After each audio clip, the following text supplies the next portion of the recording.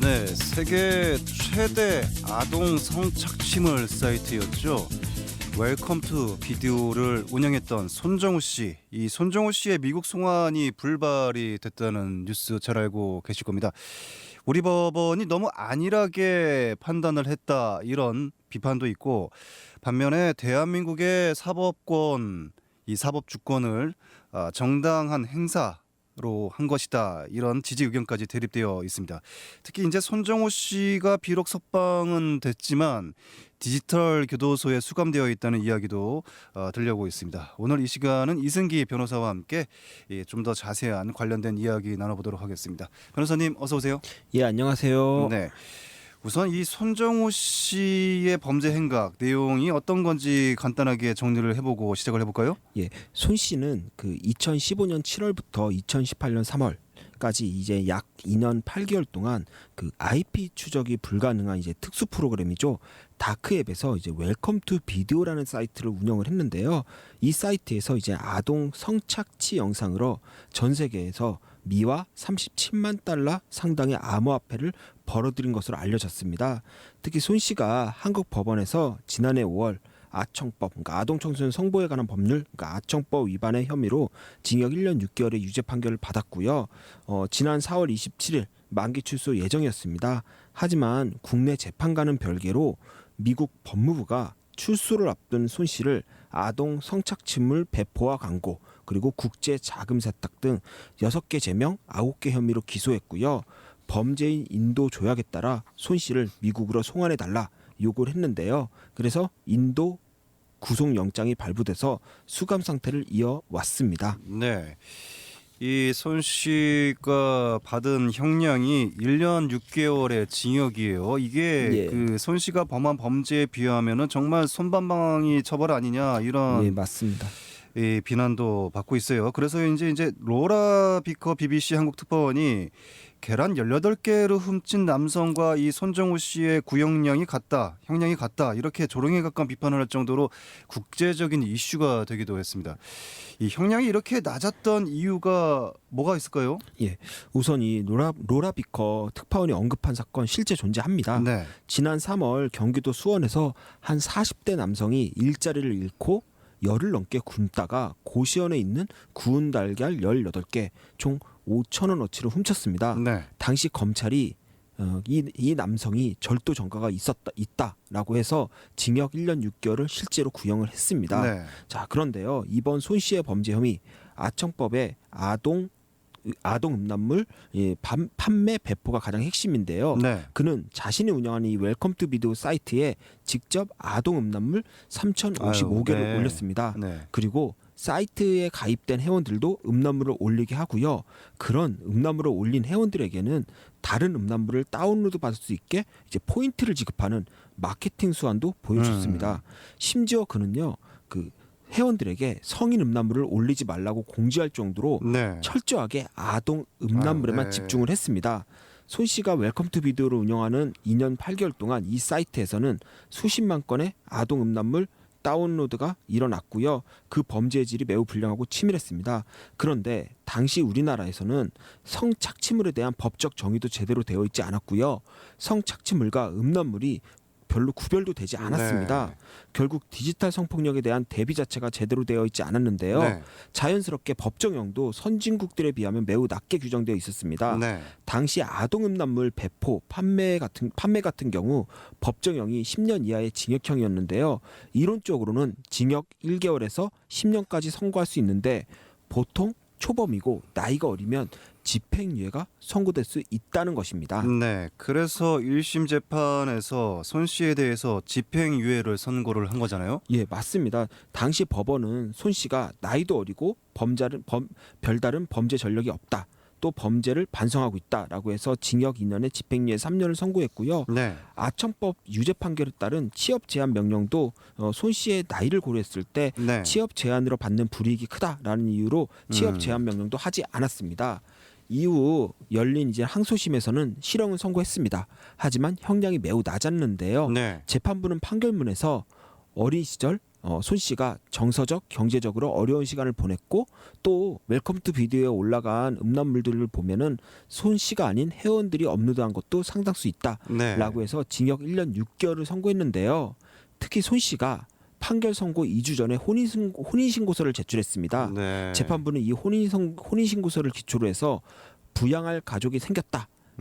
이런 얘기를 하면서 양형에 반영을 했습니다. 결국 법원이 이 디지털 성폭력의 사회적 해악, 그로 인한 성착취 피해자들의 고통을 이제는 뭐 무시한 거 아니냐라고 볼 수 있고요. 또 피해 규모도 전 세계적이었고요. 영상물 유포로 인한 2차 피해도 상당수 발생했음에도 네. 법원이 너무 이거 기계적으로 판결을 한 게 아니냐라는 비판도 받습니다. 특히 국내 최대 음란물 사이트로 알려졌던 이제 소라넷 운영자가 받은 징역 4년에 비해서도 너무 지나치게 낮은 거 아니냐 이런 평가도 받고 있습니다. 네. 선고 직전에 제출된 혼인신고서 예. 재판에서 유리한 형량을 받을 목적으로 의도적으로 제출이 된 것 아닌가 이런 의심도 할 수밖에 없습니다. 맞죠. 예. 네.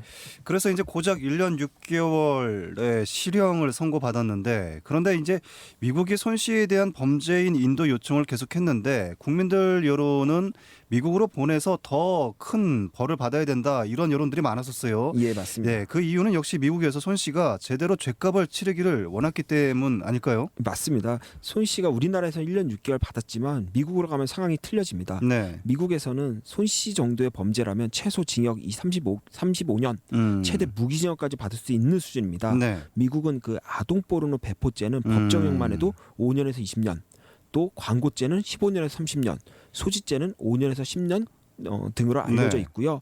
실제 미국에서 그 웰컴 투 비디오에서 아동 포르노를 딱 네. 한 번 다운로드 받았던 전직 국토안보부 이제 수사 요원이 있는데 네. 이 요원에게 징역 5년 10개월에 보호관찰 10년형이 그렇죠. 선고가 됐습니다. 네. 어마어마하죠. 네. 예. 미국은 아동이 출연한 포르노물을 다운로드 받기만 해도 이렇게 예. 최소 징역 5년을 받는 굉장히 그 무거운 형량을 내리고 있습니다. 이 손 씨의 아버지가 지난 5월 달이었죠. 이 아들인 손 씨를 범죄 수익 은닉 규제법 위반 혐의로 검찰에 고발을 했는데 이것도 미국 송환을 막기 위한 꼼수였다 이런 비판이 있어요. 예. 결과적으로 보면은 이번 불송환 결정에 영향을 미친 것 같기도 하고 그러거든요. 예, 맞습니다. 그 빗나간 부정이지만요. 결과적으로 목적은 이룬 것인데요. 네. 일단 당시 고발 내용을 보면은 이 손 씨 아버지는 이렇게 말합니다. 아들이 내 동의 없이 가상화폐 계좌를 개설하고 범죄 수익금을 거래 은닉했다. 네. 한마디로 범죄 수익 은닉 규제법을 위반했다는 것인데요. 네. 결국 그 손 씨 아버지가 아들을 고발한 배경 미국 송환 막으려는 게 맞는 게요. 네. 손 씨가 범죄 수익 은닉 혐의로 국내에서 처벌을 받으면 이중처벌 금지 원칙에 따라 미국 송환이 어려울 수 있다는 겁니다. 네. 범죄인 인도법 제7조 단서를 보면은 인도 범죄에 대해 대한민국 법원에서 재판이 계속 중이거나 재판이 확정된 경우에는 범죄인을 인도할 수 없다. 규정이 있는데 이 규정을 적절하게 이용을 한 거죠. 그리고 당장 국내에서 범죄 수익 은닉 혐의로 유죄를 받으면 5년 이하의 징역 또 3천만 원 이하의 벌금 정도지만 미국의 경우에는 연방 형법에 따라 최장 20년의 중형을 선고받습니다. 네. 결국 적은 형량을 또 받으려는 노림수도 있었던 것으로 보입니다. 네. 그런데 정말 놀랍게도 예. 이 대부분의 예상을 깬 아주 이례적인 판결이 나와버렸어요. 이 법원이 손 씨에게 면죄부를 내린 것은 아니다라고 하는데 결국 미국이 아닌 국내에서 수사와 재판을 받게 된 거잖아요. 예, 법원의 이번 불송한 결정은 크게 두 가지 이유로 요약을 할 수 있는데요. 첫 번째로 손 씨가 만들어낸 악순환을 끊어내려면 웰컴 투 비디오 회원들을 끝까지 추적, 처벌해야 하고 네. 그러려면 손 씨의 그 신병을 우리나라 수사기관에 맡겨야 한다 이런 판단입니다. 이유는 그 웰컴 투 비디오의 전체 회원이 한 4천 명 규모로 추산이 되는데요. 네. 현재까지 확인된 회원이 한 346명이고요. 네. 이 중 한국인이 223명으로 절대적 수치를 차지하고 있습니다. 그렇다 보니까 아직 적발되지 않은 회원 상당수도 한국인이 아니냐 이렇게 추정이 되고요. 네. 그렇다면 손 씨의 신병을 우리 수사기관이 확보해야 이들을 체포해서 추적해서 체포할 수 있는 거 아니냐 이게 법원의 논리입니다. 네. 또한 범죄 수익 두 번째 사유로는 범죄 수익 은닉죄를 이유로 미국으로 보내 처벌받게 하는 것은 손 씨에게 지나치게 불리한 처사가 될 수 있다라는 건데요. 우리 검찰이요 진작부터 이 손 씨가 비트코인을 범죄에 이용한 사실을 알았습니다. 네. 그래서 이 비트코인을 몰수 추징하기도 했고요. 재판부는 왜 진작에 알았는데 왜 그 당시에는 범죄 수익 은닉죄로 기소하지 않았다가 네. 이제 와서 이죄를 이유로 미국으로 인도한다? 이건 손 씨 입장에서 지나치게 불이익할 수 있다라고 판단을 한 것입니다. 네. 또한 법원은 범죄 인도 제도의 목적은 범죄 예방과 억제이지 더 중하게 처벌받을 수 있는 곳으로 보내는 것이 아니다라고 해서요. 손 씨의 불송한 결정에 대해서 이제 정당성을 부여했습니다. 네. 일각에서는 손 씨를 미국으로 송환해서 미국에서 중형을 선고받으면은 우리 법원이 그간 이 솜방망이 처벌을 한 것이 더욱 부각이 될 텐데 이런 불명예를 피하기 위한 것이 아니냐 또는 이 대한민국 국민에 대한 재판을 외국 법원에 넘기는 건 법원 입장에서는 사법 주권을 침해당하는 것이기 때문에 부담스럽다. 이런 의문도 제기를 하고 있거든요. 이 부분은 어떻게 보십니까?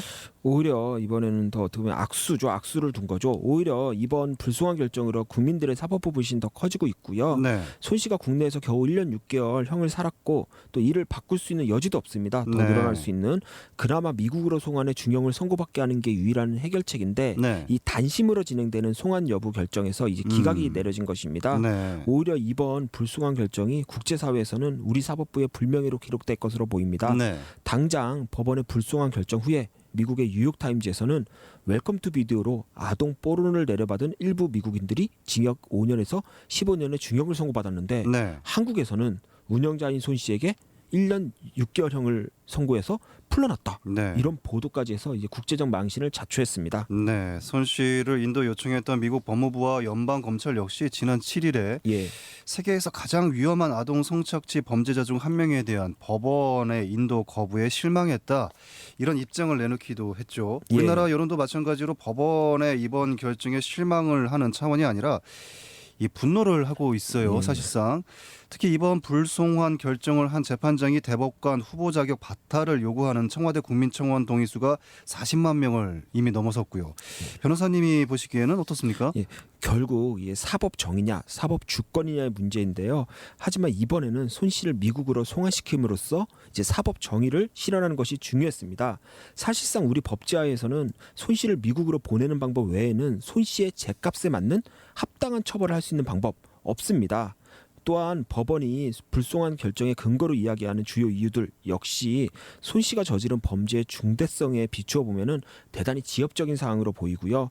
이번 법원의 불송한 결정 아동 성착취범에게 면죄부를 준 것과 다름없다는 점에서 그에 대한 비난 피할 수 없을 것으로 보입니다. 네.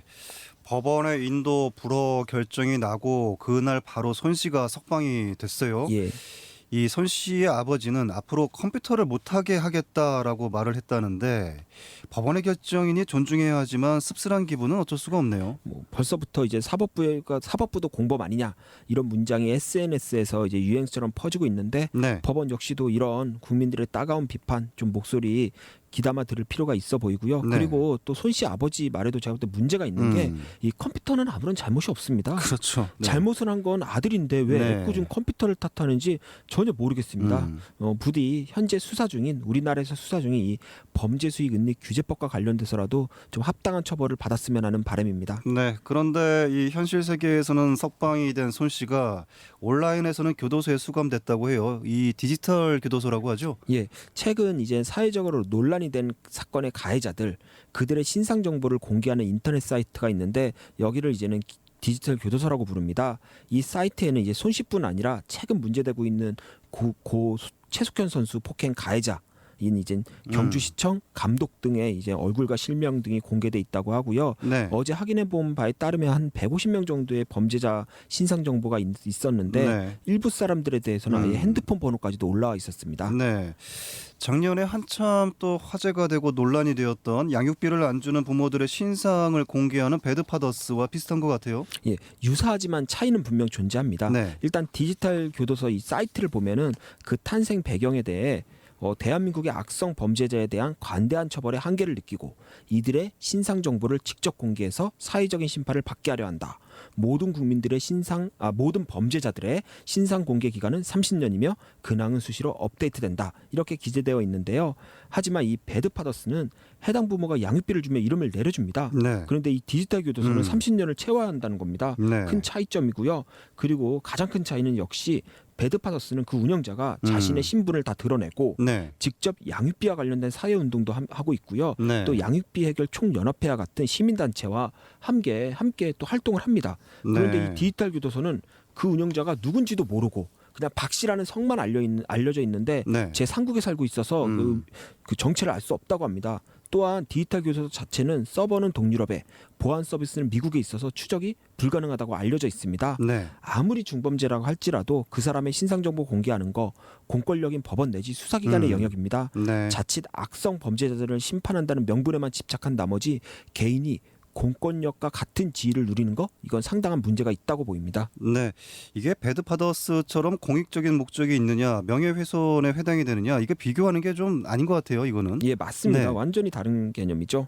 예. 네. 왜냐하면은 이 디지털 교도소는 실체에 대해서 알려지지 않지 않았습니까? 네. 그리고 더 중요한 게 범죄자의 신상을 공개하는 기준도 알 수 없습니다. 뭐 아동학대, 강간과 같은 중대한 범죄자의 신상만 올린다고 했지만 네. 최근 손 씨의 미국 불송한 결정을 했던 판사의 인적 사항이 디지털 교도소에 그래요. 올라와 있습니다. 네. 예, 물론 해당 판사 결정에 비판을 할 수 있습니다. 하지만 이를 다른 범죄들처럼 신상 공개하는 거 큰 문제고요. 이는 마녀 사냥이라고도 볼 수 있습니다. 네. 따라서 지금과 같은 디지털 교도소의 운영 방식은 명예훼손, 개인정보보호법 위반 이런 여러 범죄에 해당될 정도로 대단히 위법하다고밖에 볼 수가 없습니다. 네. 지금까지 이승기 변호사와 말씀 나눴습니다. 오늘 말씀 고맙습니다. 예, 감사합니다.